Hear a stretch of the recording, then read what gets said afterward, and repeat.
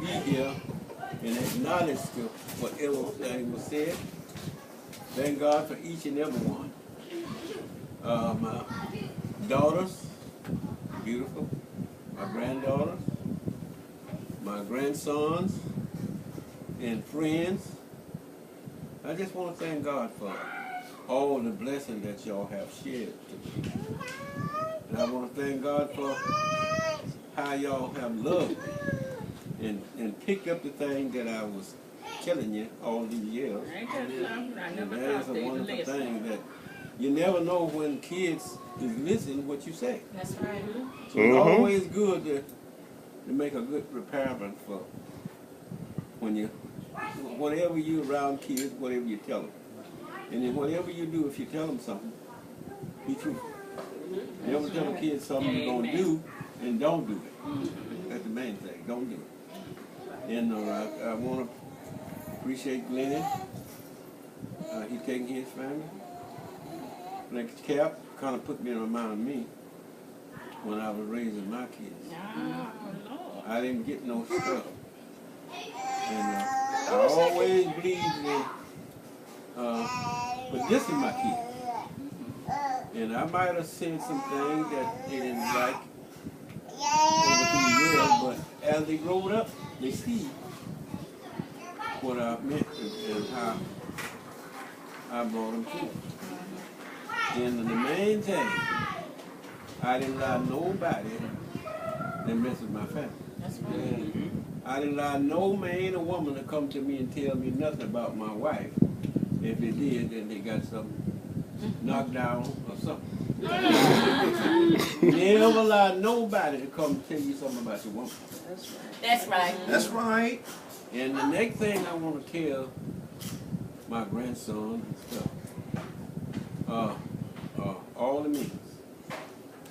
A woman is more precious than any music that you can buy. That's right. A woman is more precious than anything in the world. Now, I'm telling you all this because it took me a long time to learn it. But I don't care where you go. You take all over America. You see all the people. Who brought them here? A woman brought them here. Shining. A woman called the people to be. And, you know, a lot of times men don't understand this, but ain't nothing no pressure in a woman. And the one thing about thank God for, God gave me some good daughters. Yes, he did. You know, because I've seen so many daughters out there gone astray, going in there with that. Yes, that's true. On drugs. You know, so God have blessed me and my wife for our children. Yes, sir. You know, because we try to raise them the best we know how. And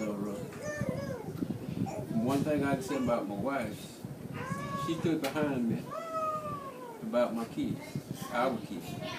Not only our kids, other kids. We always kept a house full of children. And ever since we've been together, we always would have old people living with us. And we treated them just like they was a family. We didn't do like some people get to mistreat them. I didn't mistreat no people. That's right. And the main thing about it, never mistreat children or old people. I couldn't stand that. I'll tell you a story. I was fishing one day. The man, he dead now, named Pete. And a lot of people was fishing and catch a lot of fish in this one spot. So this guy, but they caught fish and they caught this guy a line. And toward the end, the guy talked about him and cut his line and put the fish in his bucket. So I wouldn't go down there with him because I didn't put a lot of folks. So I looked up at the car. He was standing by the car. So I thought he wanted to get in the car to get something. I said, "What's wrong, Dick?" He said, "Well, I'm glad I'm a deacon." So that man mistreated me. He said, "What did he do?" Then he cut my line and put his fish in his bucket. That made me so mad. I was in the car and got my pistol. And walked down there. We taking you, man. You ain't gonna get killed by it. I talked to him like he had a tail. And the man got so scared that he had angels in his pocket, so his lady was sitting there. She said, you treat that old man like you a dog. So when a man come up talking to me, you act like you can't move your mouth. But I show you how easy a person get in trouble for nothing. That's right. If the man had said something, I was going to shoot him. Right there. But God God's been watching after you. kept us on Your around mother's friend. all these years. All the time coming up, me and my wife went through prison. She had to carry God. I had to carry God. Because we didn't back down with the white children. My daughters, Lou and May, they got to fighting with the white children. Arkansas. And so then when we had a meeting and one said, the principal said, well, I know Mr. Carter don't teach his children that. Fight little white children, fight little white children. I said, exactly. Mr. Carter don't teach his kids to treat everybody right. Whether red, black, or blue, or white. I said, because I teach them this. Don't bother nobody. Treat everybody right. But if anybody hits you, don't care what color he is, hit them back. So that's what I'll do. It got quiet. Well, that's my white folks. It got quiet. One man, 20 weeks, he got one on. He got up. He said, let me tell y'all one thing. See, if y'all let these children alone, 10 years from now they can be mad at one another. Said, y'all better let these people alone before it be a lot of bloodshed. He said, we all can live together. Children are going to fight with one another and be playing together in the next hour. And I just tell you, you know, for always try to think before you speak. Think before you speak, you keep yourself out of a lot of trouble. Yes, right. I just want to say this right quick. I really take my hat off to my daughter Leela and we live out here in her place and she have us, you know, kind of look over her mom and dad, which God's gonna really bless. Amen. But one thing I really want to say, and this go out to Vanessa too. Vanessa don't know when she first moved here, and she had built her studio house out there praying, Lord God, if I could just have this place to me a little sanctuary. And I'm not saying, but God so fixed it, so she left, and one day I told her, I said, Vanessa, can I use this for my? She said, sure, Granny, you can do it. And that was one of the greatest feelings that I had from her in May that I really appreciate because I know I'm a minister. And I have something that I need to let fall for me on my children and on you all.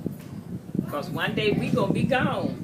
And I'm not telling you what kind of religion you come, but you know you can come and see my prayer, my reading, my ministry.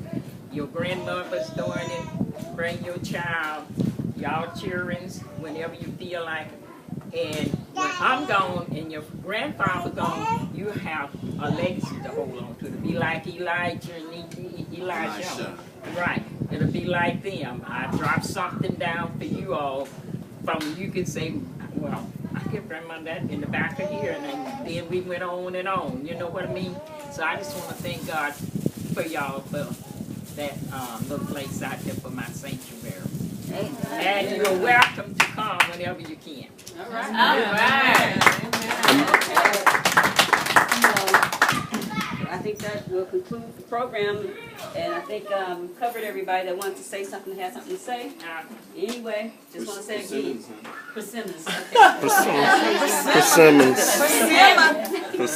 Persimmons.